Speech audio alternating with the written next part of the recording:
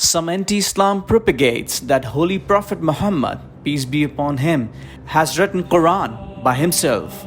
Quran was not originally delivered to Holy Prophet Muhammad, peace be upon him, in the form of writing, but rather speech. The Prophet Muhammad, peace be upon him, was unlettered, meaning he did not know how to read and write, and first verse revealed upon him was to read Iqra by angel Jibreel alayhi salam. The Quran refers to him as the unlettered prophet.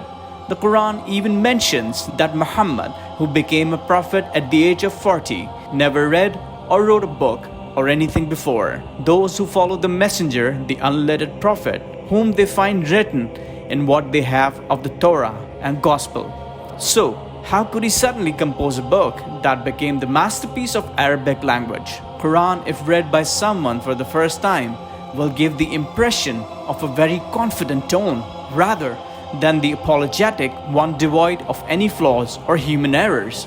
Furthermore, the Quran criticizes, guides and corrects the Prophet Muhammad, peace be upon him, about certain things or certain occasions regarding what he did, said or decisions he made. Had he been a liar or author of the Quran, he would not have let these things mentioned in Quran was revealed over 23 years, usually in response to different situations the Prophet and his companions were facing. The Quran was revealed over time. It was not someone who wrote it at a desk pondering over where to place each word. There are many statistical, mathematical, and scientific evidences in the Quran which is beyond any man's creation or writing. The word day is mentioned exactly 365 times in the Quran. The word month is mentioned 12 times. The name Adam is mentioned 25 times in the Quran. Similarly, the name Isa is mentioned 25 times, and they are not always mentioned in the same chapters. Who was counting each of these occurrences to make sure they are used the same number of times with such a systematic order? The Quran combines all of these rare occurrences is the evidence that the Quran has been designed by God and not the work of any man. The Quran highlights and mentions this point categorically by stating God has enumerated all things in numbers. Quran has not been altered, edited or tampered with since it was revealed. The Quran challenges its detractors to compose a chapter that can equal it. No one has successfully met this challenge. In fact, such an achievement is impossible, for only God can assume the Quran's all-transcendent and all-compassionate perspective. Our thoughts and aspirations are affected and conditioned by surrounding circumstances. That is why, sooner or later, all human works fail or fade away into obsolescence.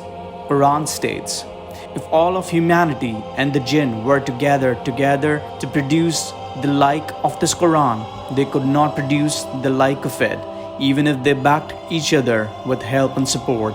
Similarly, when we read, God raised the heavens without any pillars that you can see, then He established Himself on the throne of authority.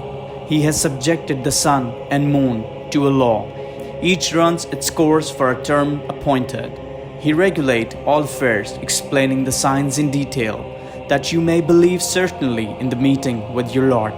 Now we can understand the invisible pillars as the vast centrifugal and centripetal forces maintaining the balance amid the heavenly bodies.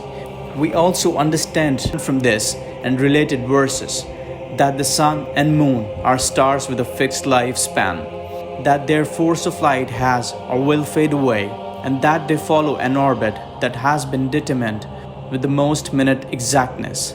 Yet some people still allege that the Prophet wrote the Quran. How could a 7th century man know things that only recently have been accepted as scientifically established truths? How did the Prophet discover with an anatomical and biological accuracy only recently confirmed that milk is produced in mammal tissues? How did he discover how rain clouds and hailstones form, or determine a wind's fertilizing quality, or explain how land masses shift and continents form and reform? With what giant telescope did he learn of the universe's ongoing physical expansion? By what equivalent of X-ray vision was he able to describe in such great detail the different stages of an embryo's evolution within the uterus?